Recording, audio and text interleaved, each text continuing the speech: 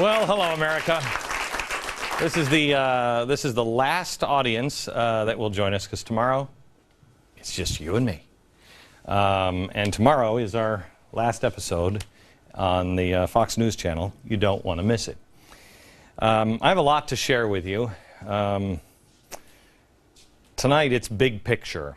When you're down to the last 2 episodes of something that you've worked in for 5 years, and you try to think, what is it I want to leave you with? What is the most important? I haven't been good at narrowing things down. Today, I thought I wanted to spend some time with you on 2 things, the most important things. What's coming our way, one last stab at it, and who do you trust? The media. Tonight I want to talk to you about those things. But I have to start over here with Israel, because you are being lied to. Absolutely, positively, you're being lied to. And you need to know what the truth is.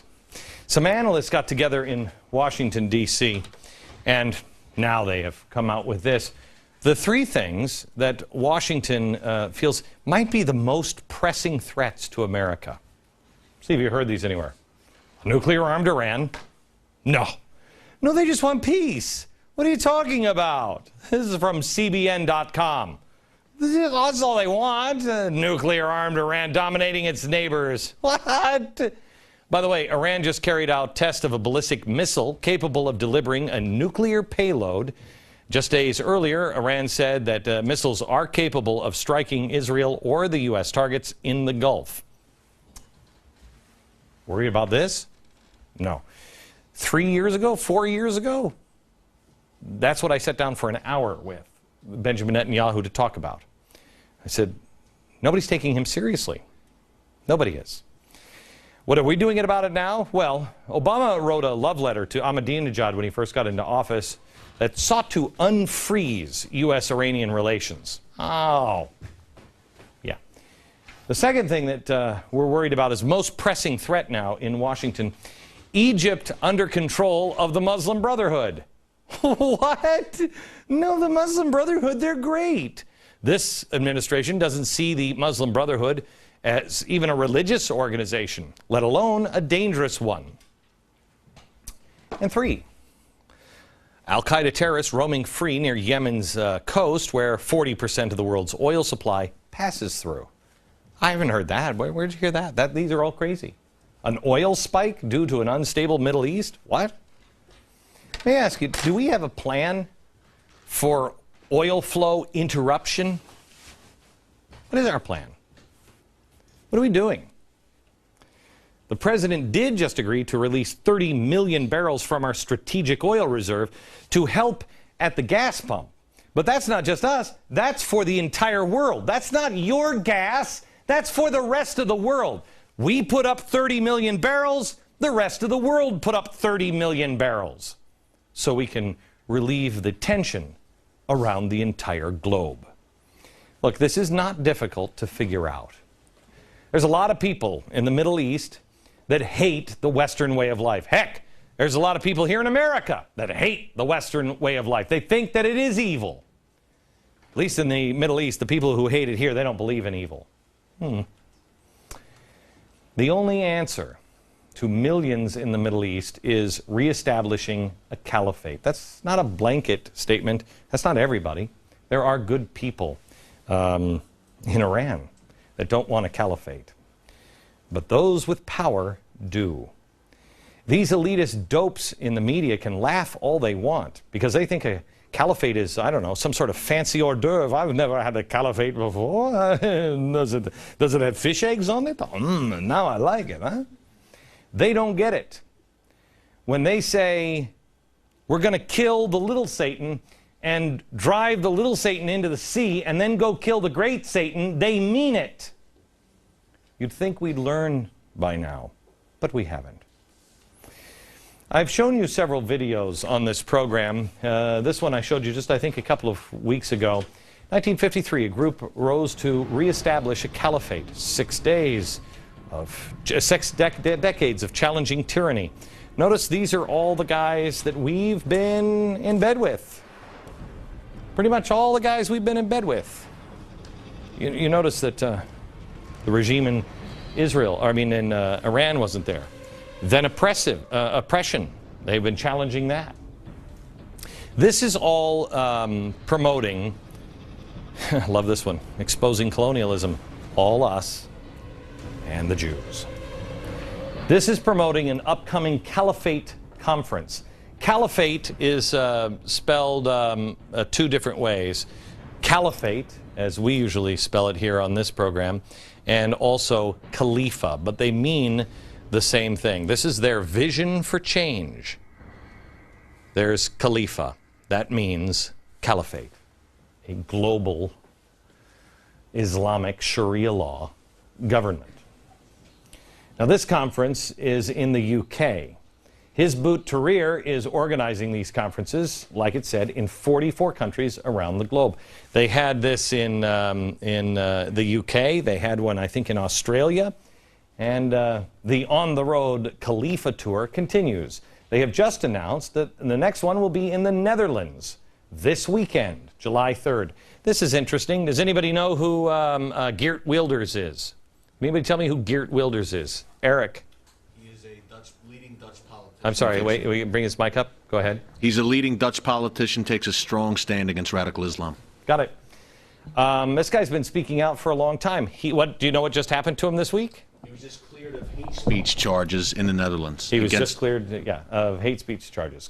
Right. So now they announced this. It's not like there's any kind of problems going on that they might want to take advantage of. This is July 3rd, this weekend. You got questions about Islamic unity, the establishment of a caliphate, want the destruction of capitalism, the Western way of life? Well, then this is for you. But wait, there's more. They have a promo video explaining where we are, they believe, in history. They believe that we are on the verge of the next great Khalifa or caliphate from Allah.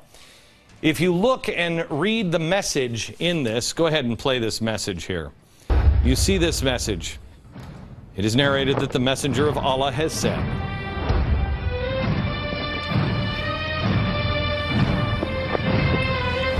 the prophet will be there. Then there will be a caliphate on the prophetic method. Then there will be biting rule for as long as Allah wills. Then there will be oppressive rule for as long as Allah wills. Then he'll remove it when he wills. This is the time they believe there is, because then there will be a caliphate on the prophetic method. They believe that they are at that time that Allah promised through the Prophet Muhammad. They believe that, and they are rallying the troops right now. It is an easy message to sell to people when the United States looks dazed, when Israel is under attack by the whole world. You pull the linchpin out of Israel and the entire West falls. You don't believe me? Well, hell, they didn't believe me when I said you pull out Egypt and it will set the entire Middle East on fire. Is that happening? Yes or no? Yes or no? Yes is the answer. The Middle East is on fire. Now, would you like to believe the clowns in Washington and the clowns on television who told you that I was wrong that time? Or how about the time when I was talking about buying gold at $700 an ounce? It's now $1,500 an ounce. When will your neighbors decide to stop listening to the people who are steering them wrong every single time? There are people that want to kill you and your way of life. You destabilize the West and shut it down the minute you shut down Israel. They are trying to keep the fires of the Arab Spring raging, and it's easy to do because we look like we're staggering. And it's not to get democracy as the media elites grab their pipe and believe, yes, it's going to be democracy, it's freedom, yes. No, they want a caliphate, the end of the Western way of life, period. Not even a loving letter written by Obama's auto pen will change their minds. Not even a tersely written resolution from the UN. A caliphate, a government established by Islam that represents political unity of the Muslim nations around the globe. Washington doesn't care to understand what is coming. If you look, what worries Washington? What worries them? Jobs and stimulus packages, the debt and spending programs, oil and green programs, getting reelected, but that's low on their list. Middle East and Israel. I contend that they don't care about jobs. They care about the stimulus going to their friends. They don't care about the debt, or they would have done something. They care about spending programs that help them get reelected. They hate oil because they've got spending programs that will go to their friends. Middle East? The Middle East is destabilizing the entire world. If they care about Israel, it's about getting them reelected. Period. That's what really worries Washington, getting reelected. So when are we going to stop listening to these clowns? When are we going to stop listening to them? Because I remember on this program I told you about this. Radicals, Islamists, communists, and socialists. They are missing the boat. There are revolutionaries all around the world who see the giants of the world staggering. They see an opportunity for the first time in all of mankind's history to change the world. Not one country, not one area, the entire world overnight. Washington has other plans. Getting reelected. These guys have other plans. Changing the world for a caliphate or for communism. I have other plans. The last straw for me, no, I shouldn't say this. The thing that cemented it for me. Does anybody know why I put this up on the board? I've said this before. Anybody know why I wrote this on the board to make sure it was in the studio every day? Anybody know why? I did this on Tiffany, do you remember, January 30th of this year? Right around there, I said Tunisia will fall, and it will cause Libya and Egypt and the entire Middle East to be set on fire. I said, this is our Archduke Ferdinand moment. Historians will look back 50 years and say, this was the beginning. Because I understood this. How did I understand this? I put this on here because everybody in America made fun of me. Every single pundit from the left and the right, everyone said, he's a laughingstock. He's a fearmonger. He doesn't know what he's talking about. And I said to my staff, put it on the board. I'll fall on my sword on this one. I want everybody in America to know who said this and when I said it. And I did it not for my glorification, because I could have been wrong. But because if I was right, maybe somebody would open up another door and say, what else was he right on? What else does he think might come? Because this was way out on a limb. All of these things are happening. Now, how did I know? Because behind this whole section of this set, which we're going to be, this is the last day we use it, the whole section of this set is actually called the timeline.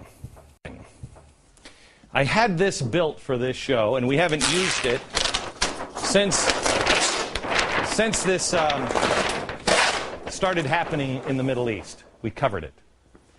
But I had this made for history, because history plays such a huge role in my life, it should in your life, in being able to figure out what's happening. I'm not a news guy.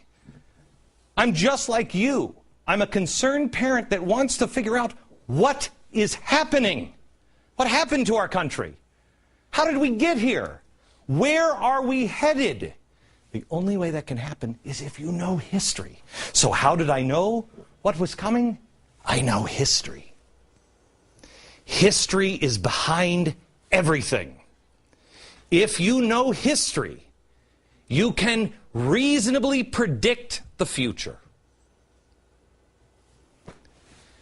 By the way, tomorrow is my last program on Fox, and I beg you to stay in touch with me, because I am not doing a show like this anymore. I told you the first day on the air here this year, I'm done. I'm done. I'm tired of talking about the problems every night. So I'm going to find the people who watched the show and saw that and went, holy cow, wait a minute. So then what does that mean? What do we do? Go to glennbeck.com. Everything is there. Read it. It's important that you do it today, please. Now, this timeline I've been using, it is all of the stuff that has been happening over history. That's what it was. And we would go back to this to try to understand it. This is the reason why you can see ahead of the curve if you know history. History has all of the answers. Our problems have been so zoomed in. Anybody here watch the first show that I did here on Fox? Anybody see the first one? No? The first show that I did on Fox, I said, it was at the bottom of the hour. Tiffany, do you remember what it was? Tiffany, our executive producer. Remind us. She doesn't even pay attention. She's watching like the Flintstones or something right now. The first show I did at the bottom of the hour, I said the problem with the media is that they don't understand that the news is just one piece of the puzzle. They look at it separately, and they're so zoomed in on it. They look at it so closely and go, this is it, look at this shiny object, and then they throw it away, and then they say, look at this shiny object, and they throw that one away. Instead, they should put that down on the table and say, wait a minute. But if you look, this piece over here, and this piece from last week, and this one from the business section, and this one from the entertainment section, all fit. Look at what the puzzle is telling you. Here's what the puzzle is telling me. There is a force greater than the Axis power of World War II forming right now in Asia, in the Middle East, in Europe, and yes, here. That's crazy talk. Doesn't happen that way. Let me show you World War II, Asia, the Japanese. Well, the Japanese had nothing to do with the Germans. Exactly. And yet they fought together. For what purpose? To destroy the Western way of life. Mussolini hated Hitler, yet they fought together. The Middle East. This is the ambassador, I believe, to what was then called Persia, now called Iran. Is it Farsi? Farsi. The word Iran means Aryan. The Persia was changed to Iran after this meeting. In Europe, it was all Sieg Heil. Now, this might look familiar if you pay attention to what's happening today. Let me show you. That's not Germany. That's the Middle East. It's happening. Even though most likely you weren't taught this in school, back in the 1930s, it was happening here in America. They were sending kids off to Hitler camps in New Jersey. This is a Hitler camp in New Jersey, but wait, there's more. I'm going to show you this picture. Look for the clues on where this picture was taken. You'd think that this is Germany. Oh, wait a minute, American flag. Wait a minute, a New York police officer. Wait a minute, an advertisement up here. It looks like it's a meat product of some sort. It's an advertising. Where is it? Yes, bring the picture back. It is in America. It is in New York City. And the advertisement tells you that it's at Madison Square Garden. Yes, a Nazi rally in Madison Square Garden with thousands of Americans. You can't see it probably on television, but these are all people all of them people with their arms in the Nazi salute. We have erased this from our history. We've erased it from our memory. But it happened. And once you know that it happened, you'll avoid that "it'll never happen in America" false sense of security, because you know it has happened before, it can happen again, and it is. Only this time around, they're smarter. They're not just having conferences. They're chipping away in our schools and our churches through overly pro-American sounding groups that are anything but. They're getting in bed with our politicians, helping them through bribery and everything else to go to sleep. They're on Facebook, Twitter. You may not know them because they've taken the things that you believe and twisted them. Yeah, you want to help the poor? Well, who doesn't agree with that? In fact, Islam and socialism, the Quranic concept of social justice. What? All you need is a structure in place. Oh, and you need one other thing. Control. Easy to get control. I'll show you next how.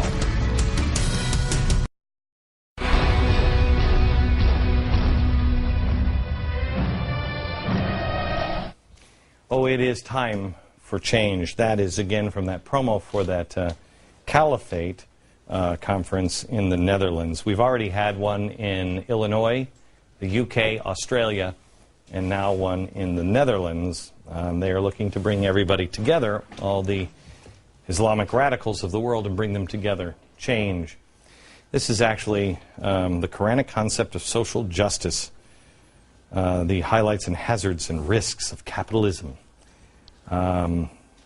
This is actually by Mohammed Hussein, and it was printed originally in 1947, talking about social justice. That's why the radicals can work together, because they speak the same language. It's all about stopping the oppressors. Have you ever read anything about President Obama's family or his friends? They all believe that it is about colonialism and stopping the oppression. That's why he feels the way he does about the borders here in our own country. We're the oppressors. That's why he's so excited about social justice. The same thing is being used in the Islamic world. Change is about to hit the world. But this time around, the world will change in an instant. First time in human history. The latest attempt to protect us could be the most dangerous thing that has been done yet. And I think a lot of dangerous things have been done. And that is restricting gun ownership here in America.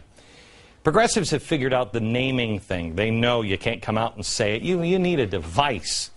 Mayor Bloomberg is one of the most anti-gun rights mayors possibly in the country, and that's saying something. He has pushed more gun regulations in ads by arguing that terrorists are getting guns too easily. Look at the latest effort by Bloomberg. Here we go. The latest al-Qaeda plot instructs terrorists on how to buy guns in America. This is a golden opportunity. America is absolutely awash with easily obtainable firearms. You can go down to a gun show and come away with a fully automatic assault rifle without a background check. So what are you waiting for? Call your member of Congress. Tell them to close the loopholes that let terrorists and criminals buy guns. Anybody want to tell me what the Second Amendment is really all about? It's not about hunting and sports, is it? What is it all about? Anybody? Second Amendment? You guys are the quietest audience I think I have ever had.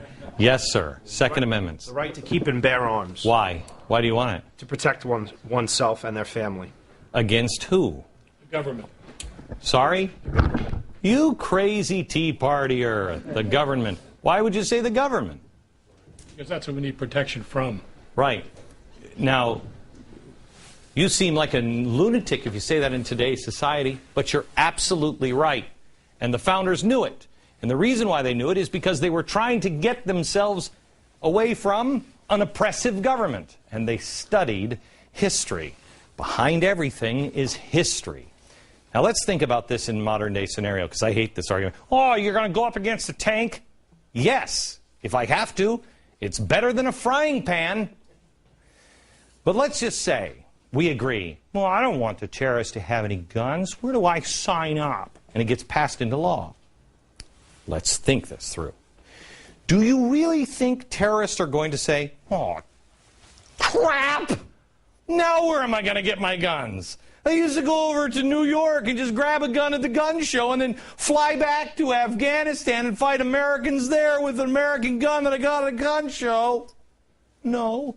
Darn you, Mr. Mayor Bloomberg. I'm not going to do that. Or is it more likely that terrorists will go to the gun show and kill you in the streets or your school or in Afghanistan? And if they can't get it there, they'll steal it. They'll buy it someplace else. They'll... This is me way out on a limb. Create fake documents? I really don't think terrorists and criminals give a flying crap about... Well, let me ask you this on terrorists. Did they care about the harsh restrictions on hijacking a plane? Tell Congress that we don't want any terrorists hijacking planes. There are restrictions against that one. So why is this so important now? Because who is going to protect you? This is the first step that anyone who wants real power, this is what they do. It's what globalists have been trying to do. This is what radicals and communists and socialists have been trying to do for a long time. Hitler, Mao, Stalin, all of them. What do? Take away your right to bear arms. Why? I've been reading an awful lot about what happened in Poland, because I'm going over next week to Poland to do a special on... I'm doing a documentary called Finding Courage. And when I entered this idea, I wondered why more people didn't stand up. You know why? They didn't have a gun. They had nothing to stop or fight the Germans. They had nothing. That's why you have the right to bear arms. Police, unless they're on every single street corner, cannot stop crime. That's assuming that every policeman is not corrupt. But even then they can't stop crime, because they can't stop the things that they're not. They'll have to be in your house. All police can do is try to figure out what happened here. When the system is overwhelmed, and I mean the system on the entire planet, somebody had better be prepared to protect themselves, their families, their neighborhoods, and the freedom of all mankind. Never let them take your Second Amendment right, ever. It is a lie to think that you will be more protected without it. Our leaders don't get it. And that's why you're going to need all the help you can get. That's why you need to be prepared, not with weapons per se only. Sooner or later, you're going to need help. Now, I took off the board a few minutes ago what the latest thing they were calling me crazy for. But before that, can anybody remember what they were calling me crazy for? Before, it was the caliphate in the Middle East is going to cause instability in Europe. You remember what they said? I was fear-mongering on something. That's one of the other things I wanted to talk to you about quickly here before we move on. I wanted just one more chance to say, please listen to this message before we end this program tomorrow night. Back in a minute.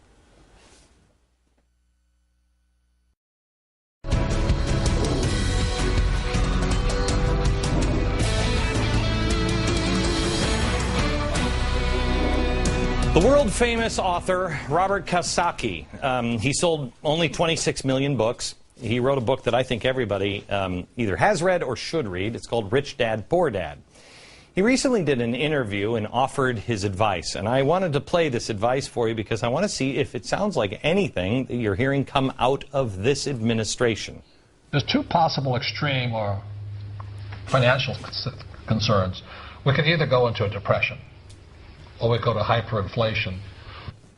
Now, that's not going to land him a guest shot on Oprah. And also the New York Times will call him a buzzkill. But he gets it. Here's a few other things from him. Economic collapse is not a matter of if, but when. He says he's preparing for this inevitable collapse, and that, We have food, we have water, we have guns. We have gold and silver. Gold and silver and cash. What a crazy man. He strongly suggests getting a gun because The police cannot prevent a crime. Only you can do that. They can only investigate it after you're dead. Well, noting that the supermarkets also have less than 3 days' supply. That's why he said food was so important. But he says it's more prudent to have a better safe than sorry mentality. If I'm prepared for the worst, there's a good chance it won't happen. He's prepared. He said he's also willing to be a lifeboat for others who didn't prepare. So come to my house, and I'm armed and dangerous, and I'll welcome you. Come to my house. I'm armed and dangerous, but I will welcome you. That's all this program has tried to do in the last 2 years, while staying in the parameters of what the media understands, which is maddening. Try to get you to prepare for a whole new world, a better America in the future, but one that has trouble also on our near horizon. I truly believe with everything in me this audience is the key to America's survival. But you must heed the warnings. You must not trust me or anyone else. You must do your own homework and educate yourself, not on the problems, but on the solutions. And you must be willing to think out of the box. It's a scary place, but I tell you, once you start doing it, it's scarier to be in the dark. My wife and I talk about this all the time. We'll lay in bed once in a while, and I'll tell her, this is really bad news. And then she'll sit up and rock herself to sleep for a while. And we'll talk, and I'll say, would you rather have not known? No, because then we're surprised and we're in trouble. We are the people our founders predicted would come at the time that Muhammad and Isaiah predicted would come. The only question remains is, will you hear the warning? Will you heed the advice? Will you be the people that our founders said would come, and will you do what they said we would do and save man's freedom, one person at a time?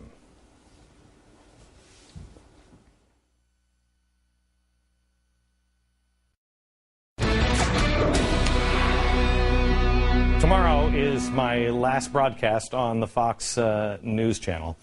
And I want to thank you sincerely for watching every night. Tomorrow is going to be a very different show. I invite you to tell a friend and make sure that you're here. Tonight, I wanted to cover these last three things. One, Israel is the key. You must stand by Israel and recognize what it means spiritually, politically, and to the West. Second, be prepared and aware. Make sure you know what's going on, but be prepared to be a lifeboat for others. And the last one is trust, but verify. Tonight I wanted to share some of the lessons that I have learned about the television and media while being a part of it. I've been inside the belly of this beast for 5 years now. Before here I was over at CNN. And while I tell you, there are a lot of decent people in this business, the fact is, most, if you look at the whole landscape of the media in newspapers and all of it, most, I believe, are dead inside. This isn't something that I believed 2 years ago. It is now. And to be charitable, I think most media people got in thinking that they would change the world. They were idealistic, but along the way, they got bitter, ugly, and actually grew dead inside because they were convinced that they couldn't change the world. They lost their way because they had to come up through the ranks, and they saw focus groups and everything else. I didn't have that problem. That's what made me unique. As far as TV goes, I just appeared. I didn't know anything about... I knew my first live television show was on this network 2 years ago. It was The Parade. Remember, it was my second... Remember that, Harry? It was my second day on the air, and I went, I've never done a live show. Okay, here we go. Could be dicey. I came up through the entrepreneurial spirit of talk radio, where the person on the air is who they are. They can't fake it for 3 hours every day. You hear through it. I was the creation I wanted to be. I didn't have to go through local news and then have to send out tapes and move to a bigger market and have this person program me and this person program me and this person filter me and then put me through a census, a focus group. I never did. I've been who I am every day. Now, there are a few people, like Bill O'Reilly, who, I mean this sincerely, has been my best friend in media, a man I trust, and I believe you should as well. He is a good, decent man. He's very fortunate. He came through the ranks, but he is such a strong personality. You're not going to tell Bill what to do. You're just not. He'll do what he believes is right. Most people don't ever get to that place because they lose themselves, and the only way you get to that place is if you know exactly who you are. I believed when I got into television I could make a difference. I hope in some small way I have. Coming from talk radio, it's easy to stay in touch with actual thinking and feeling Americans every day. But I never realized until I got here that this is a pattern in all media. I've seen it at NBC, I've seen it at ABC, I've seen it all over. There are common sense answers everywhere. But just like the politicians, media execs don't listen to the common sense answers. The people who have the common sense answers are standing here behind the cameras. Can you please pick them up on 6? These guys. Jack is our sound guy. Jack, I said to you day number 1. What did you think of that? Right? Yeah, sure. I said that to the whole crew. Harry, I remember you. You're a damn near expert on the Middle East. You correct my spelling on Khalifa all the time. You learned everything from me, right? These guys, they're a captive audience. They're regular people who basically come in and punch a time clock every day. They're literally forced to watch this show every day. We pay them to do it, and we never ask their opinion? It's crazy. I did. I have. I had no idea in this position that that's not done. It should be. The media has lost its way because it doesn't recognize the value of the average citizen anymore. The people who are riding the subways. That's why they regulate the internet, quite honestly, because they are terrified that you will figure it out and tell the truth. Washington doesn't even recognize the truth. Rather than searching for truth and answers, the vast majority of media today is just out to fulfill an agenda, whether they even know it or not. The media's heyday came when they were responsible directly to you. The problem is that their only responsibility now is to these giant corporations that see the world many times in a different way, not a bad way per se, just because they're a giant corporation. But they see it in a different way than I think you do. I tell the audience every time they come in that you may like to watch television just like I like to eat sausage, but you never really want to see it made. You don't. It's really bad. Everything's dumped in, and when it comes out in its little casings, it looks a lot different. You're like, is that a piece of a shoe? That's not good. Do you know why the Fox personalities wear flag pins, or why so much of Fox is red, white, and blue? I believe it's because CNN, and I know this because I worked over there, decided to embrace their global international self. They're not Americans. They're above it. They're members of the globe. They're objective observers from the international community. Bull crap. This is the country that gave you that opportunity. So it's not about you or about the way you view things. It's about one group of people that see things as internationalists, and you're just somebody who can access their product. You're just another market to them. Now, Fox is also a global corporation, but they decided from the beginning of this network, it's about America. That's what it is. Fox is not neutral on that. That's why they appeal to you. Today, I got into the elevator today and had those little TVs that, we all watch so we don't have to look at each other, I guess. And when I saw the Apple earnings in China for the first quarter, matching all of last year, I think actually, wasn't it quadrupling? It was some ridiculous stat. I thought to myself, America, kiss Apple goodbye. You're a dwindling market. China is growing. Nobody wants American market anymore. You're a secondary market, and that is the problem. You want it, your town, your local media, but the elites, Washington, the media, have decided that the globe is more important. They have already made the change. I told you a long time ago there would be a time that they would try to push you bigger. They would say, this doesn't work, let's go global. We are quickly approaching that time. And what you have is a media that only cares about ratings and sponsors and corporate shareholders, and everything they do is for those things. Don't get me wrong, I'm a capitalist. You must do some of those things. Why do you think I threatened to chainsaw a bunny rabbit? I'm not a stupid guy. There's nothing wrong with profit. There's nothing wrong with ratings. But it has to be balanced in a bigger picture. In the addition to the motivation of making a living, I also believe that it is equally important that there still must be a guiding principle or a set of values and principle. 912 Project, ring a bell? Things that you will not violate for profit or anything else, even your own life. What is the right thing to do? We used to agree on those things. Sadly, it isn't the case anymore. And it's not just the media. I'll show you how it came about next. I am 1 hour and 10 minutes away from walking out this door here at Fox, and that being the end of this program. And I am excited about the future. But I want to share with you, another hour and 10 minutes, things that I have learned. I've been talking about the lack of honesty and integrity in the media, and that you are no longer able to trust blankets of the media. They are no longer accountable to you. And again, this is a blanket statement and not universally true. I believe this country would be vastly different if it wasn't for Fox.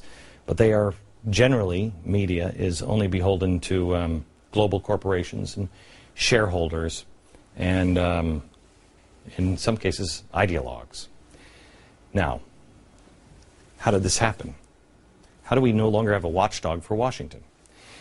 Well, believe it or not, Washington and the media merged. They merged into one, and it was by design. Government and media melded together. The perfect example was NBC the last few years, owned by General Electric, whose CEO sits on the President's Economic Advisory Council, and who turned over NBC's programming to global warming every year for a week, either to fit the agenda of the President or its corporation, General Electric. ABC did what was essentially a primetime infomercial for Obamacare during the most heated period of that debate. Now, how did this happen? Well, I bring you to something that most likely most people in this audience didn't know anything about 2 years ago.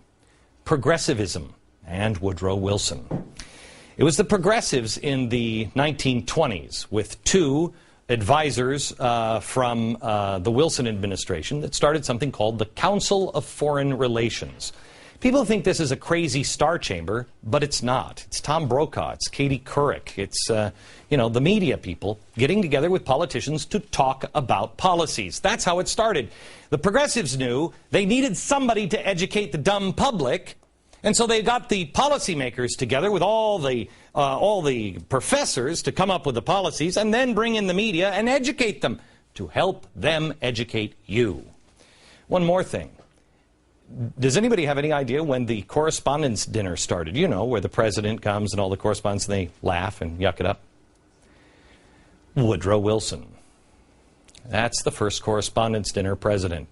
His people thought again, like the Council for Foreign Relations, if we can just have some camaraderie here, be together, show we're not the bad guys, we can work together. If we make them a part of the team, we'll be able to get things done. Somebody told me, Glenn, you just have to learn to play the game. I said, no, thank you. I've seen it from the inside now over a 5-year period. No, thanks. I'm charting my own course. And I'll know in a year or not whether it was just a crazy idea, or if an individual with his own time, his own money, and his own talent can get together with like-minded people, chart their own course, and still be successful in America, or if the system is so corrupted that it is crushed by the elites and the special interest of the world. Let's pioneer something radically different. Go to glennbeck.com right now to find out how to be a part of it. We're going to reinvigorate the media, entrepreneurship, empower faith, our youth, students, high school and college age. We're going to teach history, and then we're going to make it together. Be a part of it. At a show tomorrow. You don't want to miss it. Second to the last time I get to say this to you. From New York. Good night, America.